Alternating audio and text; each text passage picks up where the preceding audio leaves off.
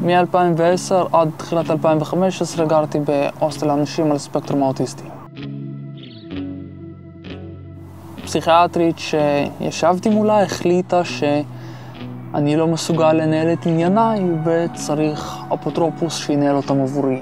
היה דיון שבו משרד הרווחה הציג את כל המסמכים שאפילו לא עברתי עליהם, שלא נתנו לי לעבור עליהם. פשוט הייתי לבד מול המערכת. ויצאתי מהאולם שיש לי אפוטרופוס. באופן כללי, אפוטרופוס כמעט ולא פוגש את החסויים שלו. כנראה שזה בין היתר בגלל שיש לו 180 כאלה בו זמנית. אם אני רוצה לרכוש משהו, אם זה פלאפון, אם זה מחשב, אם זה קורס או איזושהי הכשרה, זה חייב לעבור דרך האפוטרופוס.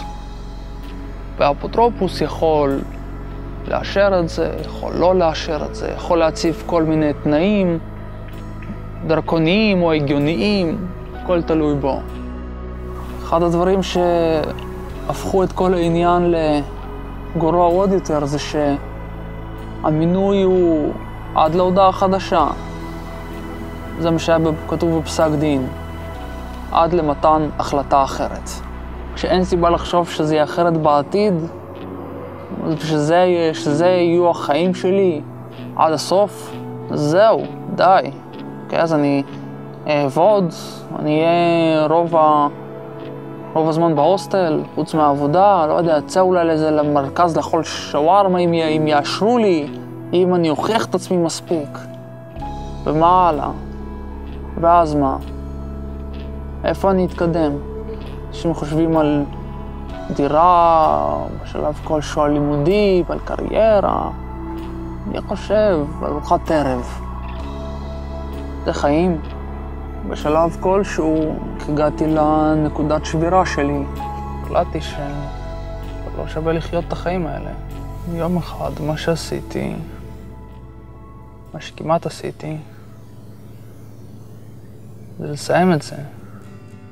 ואז מישהי בפייסבוק באמת הצליחה לעזור לי לקבל סיוע מעורכת דין בלשכה, סיוע משפטי, מיטל סגל רייך, והיא באמת לקחה את העניין הזה לידיים שלה. אחרי כ3 שנים יצאתי מבית המשפט בלי אפוטרופוס. לשופטת קראו אספרנזה אלון. המלחמה הזאת נגמרה סוף סוף. ואחרי זה כבר יצאתי ליווי עם ארגון בזכות, הצלחתי לשכור דירה כמו שצריך, חתמתי על חוזה נורמלי מול בעל הדירה, הרסתי את כל הדברים, עברתי הכל, עם מונית. זהו, מה שאני הייתי צריך כל הזמן זה פשוט שמישהו יעזור לי בדברים נקודתיים, קונקרטיים, למצוא את החוזה שכירות. קצת עם הבישולים, קצת עם הניקיון, פה ושם, לא ברמה כזאת, לא ברמה שההוסטל מחליט הכל, לא ברמה כזאת שאני לא יכול לגעת בכסף שלי. ואיך החיים שלי נראים היום, דווקא לא רע.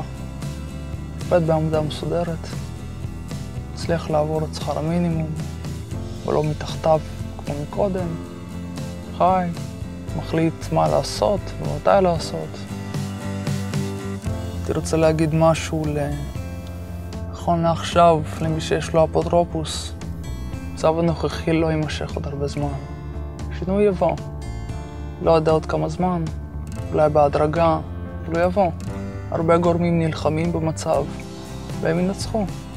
ואני לא בן אדם אופטימי, אבל הם ינצחו.